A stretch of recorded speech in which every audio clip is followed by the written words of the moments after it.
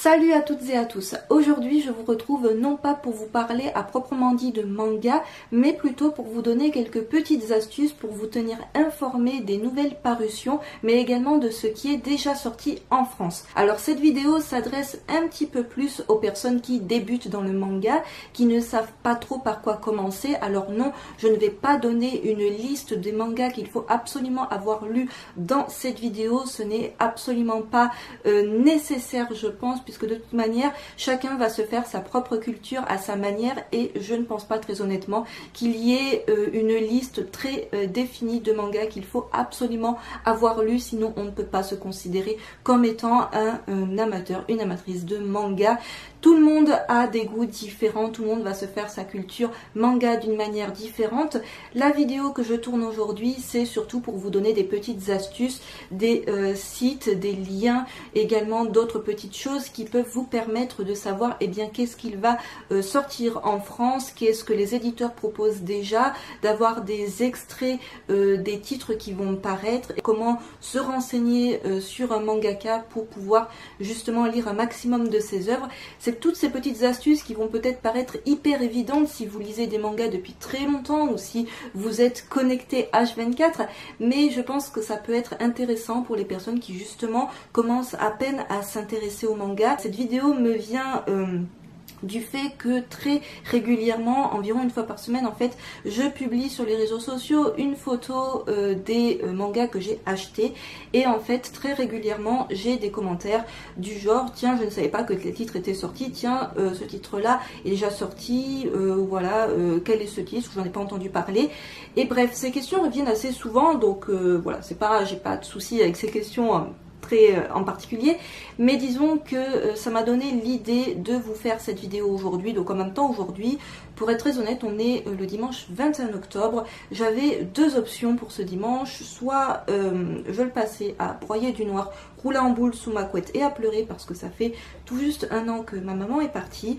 soit je me motivais à tourner cette vidéo parce que c'était vraiment une vidéo qui me tenait à cœur. Après voilà, elle n'intéressera je pense peut-être pas beaucoup de gens, mais si ça peut donner des petites astuces à quelques-uns d'entre vous, ça sera déjà ça. Donc première astuce pour se tenir informé de ce qui va tout simplement sortir, de ce qui est en train de sortir, d'avoir des petits teasers, d'avoir des extraits, etc. C'est de suivre les maisons d'édition sur les réseaux sociaux, que ce soit sur Twitter, Facebook, Instagram. Les maisons d'édition sont pratiquement toutes présentes sur les réseaux sociaux. Personnellement, je les suis surtout via Twitter et Instagram. Je ne suis plus trop sur Facebook. Facebook c'est vraiment uniquement pour suivre encore ce que je publie sur ma page de ma chaîne YouTube, mais après il faut savoir que certains éditeurs privilégient Facebook. Je pense notamment, je me suis rendu compte très récemment, les éditions Boys Love qui publient certaines annonces via Facebook et qui passent complètement inaperçues sur les autres réseaux sociaux, et du coup heureusement que quelqu'un a tout simplement partager la news via Twitter, parce que sinon je passais complètement à côté d'une nouvelle licence qui va paraître au mois de novembre. Donc ça c'est un petit conseil numéro 1 pour se tenir informé de ce qui va sortir, de ce qui est en train de sortir, et également de savoir si des titres vont être repoussés, parce qu'il arrive très régulièrement que les maisons d'édition soient obligées de repousser une sortie parce qu'il y a un problème au niveau des droits, au niveau de l'imprimerie, bref il y a toujours des petits soucis qui font que certains titres sont régulièrement repoussés. Non, je ne pense pas du tout à Akira quand je dis cela. C'est vraiment pour moi le truc numéro 1. Si on veut se tenir informé de ce qui est de l'actualité manga, c'est de suivre directement les comptes des maisons d'édition via les réseaux sociaux. C'est en même temps un très bon moyen si on veut communiquer avec elles. Alors toutes les maisons d'édition ne vont pas vous répondre dans la foulée.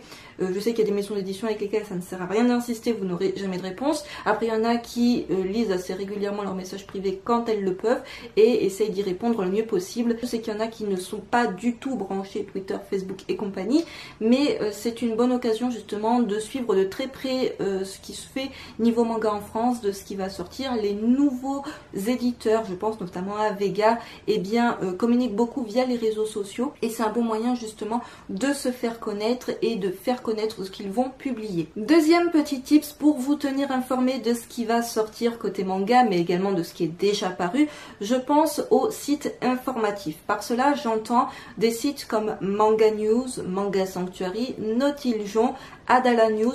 Ne vous inquiétez pas, de toute manière, tout ce que je blablate là dans cette vidéo, je vous mettrai les liens dans la barre d'informations pour que vous puissiez retrouver tout cela une fois que vous aurez fini ou même pendant que vous regardez cette vidéo. Donc les sites informatifs, c'est un peu comme les réseaux sociaux, il y a à boire et à manger là-dedans. Il ne s'agit pas de prendre tout ce qu'ils disent pour argent comptant. Alors très souvent, ils se contentent de relayer les informations que les éditeurs ont fait passer via les réseaux sociaux. Par exemple, des annonces de sortie, des annonces de retard de publication, des annonces d'arrêt de commercialisation. Mais également, ces sites informatifs vont proposer des plannings de sortie sur plusieurs mois à l'avance. Planning à prendre avec des pincettes parce que parfois ils annoncent, ils mettent des titres dans leur planning qui ne sont pas encore annoncés par les maisons d'édition. Du coup, c'est des titres qui sont susceptibles d'être repoussés, de ne pas s'appeler exactement comme, enfin voilà, le titre peut changer entre temps, la date de parution, l'éditeur, etc. Donc prendre ces plannings avec beaucoup de pincettes, mais c'est également un moyen de justement se faire sa petite liste d'achat d'avance, de savoir qu'est-ce qui va sortir la semaine prochaine. Après, par la suite, c'est plus du prévisionnel et ça permet un peu de se projeter et de voir combien de sorties on va avoir les mois suivants. Ces sites-là sont très bien pour cela, pour justement se faire ces listes d'achat, pour avoir les news relayées par les éditeurs si, par exemple, eh bien justement, vous ne les suivez pas sur les réseaux sociaux, c'est une alternative possible. Il y a également des interviews d'auteurs qui vont être partagées. Il y a également pas mal de chroniques, tout comme les chroniques que vous avez sur YouTube et sur différents blogs, les chroniques que vous allez avoir sur Manga News, sur Manga Sanctuary, etc. Il faut bien savoir qu'à chaque fois, il y a une, voire maximum, 2 personnes derrière. Et c'est souvent des services presse d'ailleurs qui sont chroniqués. Les avis sont encore une fois à prendre avec beaucoup de précaution parce que ce n'est pas parce qu'un chroniqueur Manga News va vous dire que ce titre-là mérite un 6 sur 20 que fatalement c'est une grosse bouse et qu'il ne faut surtout pas l'acheter. Ça peut être un critère, on va dire, comme un autre, comme regarder une vidéo d'un chroniqueur sur YouTube pour se faire une idée est-ce que le titre ou non est susceptible de vous intéresser. Vous pouvez également trouver les extraits des mangas qui sont parus ou qui sont à paraître, donc ça c'est plutôt pas mal, et toutes sortes d'informations diverses et variées comme sur les réseaux sociaux. Après, sur ces sites comme Manga News, Manga Sanctuary, etc., vous avez en plus eh bien, énormément d'informations sur tout ce qui est animé. Donc ça peut être pas mal si vous suivez des animés, des dramas, etc.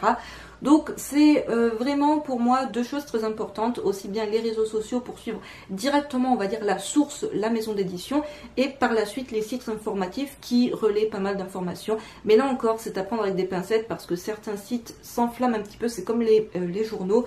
Des fois, il y a des choses qui sont relativement vraies et d'autres relativement fausses.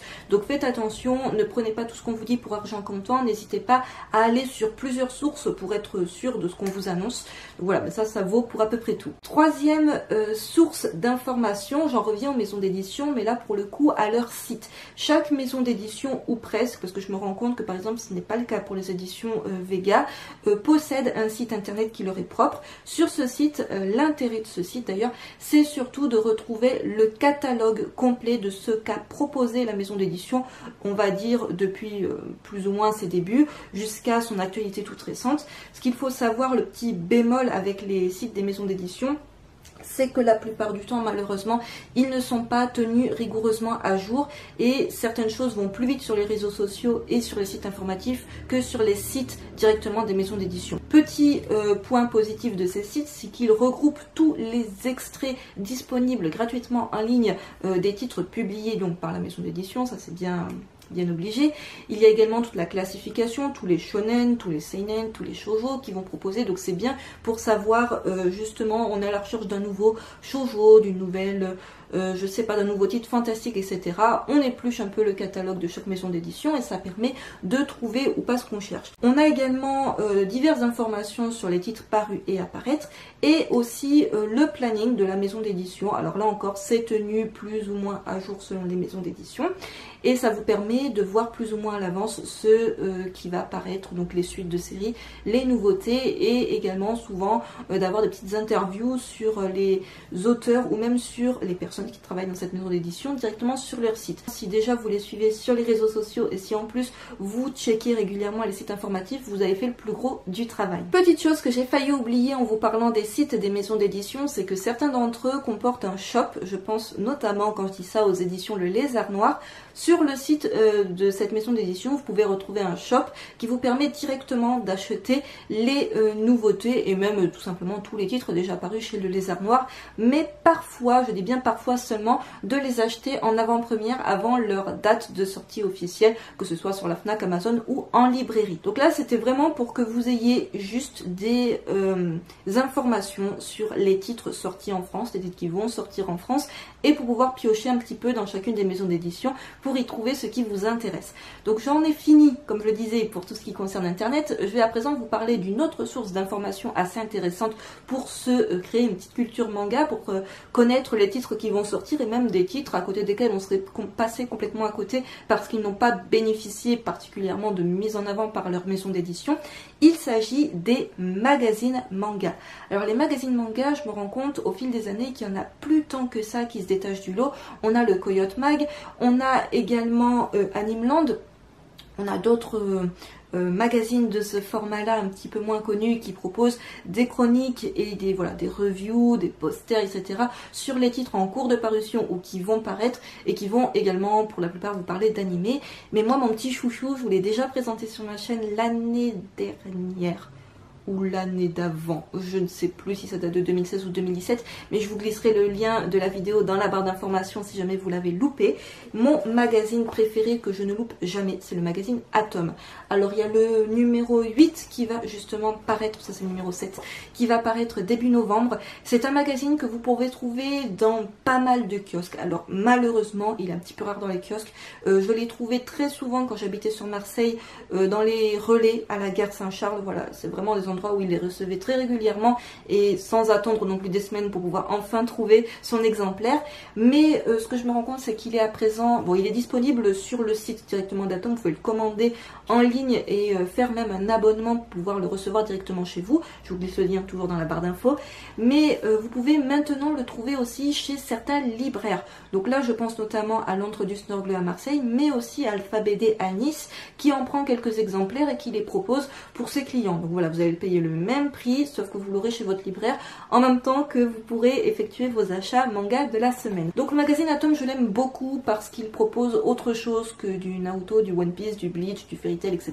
Bref, vous l'aurez compris, tous ces mangas ultra populaires qu'on voit absolument partout et qui n'ont plus du tout besoin de publicité. On a par exemple la nouvelle série que je viens tout juste de commencer, qui n'est pas du tout une nouveauté, c'est Ushijima, l'usurier de l'ombre. On a voilà ce genre de titres, très belles illustrations qui sont mises en avant, les avant-premières. Ça apparaît chez Casterman, je crois, c'est repoussé à l'année prochaine, il me semble. Ou ça s'est repoussé. Ça apparaît tous les 3 mois, ça coûte 9,90 €. Pour moi, c'est une très très bonne source d'information pour se tenir informé de ce qui va sortir. Voilà, ça c'est mon dernier craquage en date d'ailleurs. Il y a des dossiers, c'est super bien fait, le bouquin est vraiment de très très bonne facture. Donc les magazines manga, de manière générale, c'est vraiment une très bonne source d'information sur ce qui est en cours de parution et sur ce qui va paraître. Dernier petit tips pour développer votre culture manga sans spécialement passer par internet ou par les magazines, il s'agit de ce genre de grosses briquettes. Voilà, alors ce n'est pas le seul qui a été publié, il y a d'autres ouvrages qui ont été faits dans le même ordre d'idées, c'est le seul que je possède, donc c'est le seul que je vais vous montrer aujourd'hui. Il s'agit des 100 mangas artistes, donc là je vous le dis à la manière française, et en fait c'est un titre que j'ai présenté très brièvement sur Instagram au moment où je l'ai acheté, parce que j'avais eu un gros coup de cœur. Je vous ai montré quelques planches il me semble, et en fait ça se présente comme ça. À chaque fois vous avez une planche, alors qui est en japonais, hein, qui est en version originale, et à chaque fois à côté on a un petit texte et c'est une recommandation. Alors vous l'avez en allemand, en anglais et en français, donc oui vous avez le même texte 3 fois en 3 langues différentes. C'est plutôt pas mal d'ailleurs d'avoir ce genre de livre, personnellement j'aime bien. Et en fait c'est des titres, alors vous avez des trucs très anciens et vous avez des titres beaucoup plus récents comme l'Attaque des Titans, hein, et même des trucs encore plus récents, puisque ça nous parle également de Kingdom. Une page, un mangaka, pour être... c'est pas une page, un manga, c'est une page, un mangaka, avec une planche ou un petit extrait d'un de ces titres phares. Il y a vraiment de tout, hein. Je veux dire, par exemple, là, on a du Leiji Matsumoto, voilà, parce que Albator, c'est quand même c'est quand même la base hein, de beaucoup de choses. Mais on a également, voilà, on retrouve du Naruto. On retrouve beaucoup de titres plus ou moins anciens, vraiment ça va sur une très grande période. C'est vendu au prix de 15 €, c'est publié chez Bibliotheca Universalis. D'ailleurs je vous mettrai le lien directement si vous voulez l'acheter dans la barre d'infos, un lien, je sais pas si je le trouve directement sur sa maison d'édition. Donc ce genre d'ouvrage c'est plutôt pas mal pour avoir une vision très large de plein de mangaka, puisqu'en fait il suffit de le prendre au tout début et vous avez la liste de tous les mangaka qui vont être présentés dans cette immense briquette et qui vous permet vraiment, je trouve, d'étendre votre culture manga, parce que par exemple vous allez juste le feuilleter même sans lire spécialement les petits articles qui est à côté, voir certaines planches, accrocher à un coup de crayon, et le fait de voir certaines planches, de se dire bah tiens pourquoi pas aller sur Manga News ou ce genre de site, ou sur le site de la maison d'édition, et essayer de trouver plus d'informations. Voilà, Inu Asano, la base, Inu Asano. Donc ça c'est vraiment pas mal parce que c'est très fouillis, il y en a vraiment pour tous les goûts, pour vraiment tous les styles, et ça peut être une bonne source d'information et un bon moyen de développer sa culture manga sans pour autant investir dans des tas et des tas de bouquins. Cette vidéo est à présent terminée et j'espère qu'elle vous aura plu, j'espère qu'elle n'aura pas été trop brouillon, surtout je m'en excuse si c'est le cas. N'hésitez pas à me dire dans les commentaires et bien comment vous créez votre propre culture manga, quels sont vos petites astuces. Alors bien évidemment je sais qu'il y en a qui vont me dire qu'ils lisent les scans et qu'après ils attendent tout simplement la publication en français, mais voilà, pour tous les autres, si vous avez des magazines fétiches, des bouquins informatifs, des sites que vous préférez pour justement vous tenir informé, n'hésitez pas à partager tout ça dans les commentaires. Sur ce je vous retrouve très vite pour une prochaine vidéo.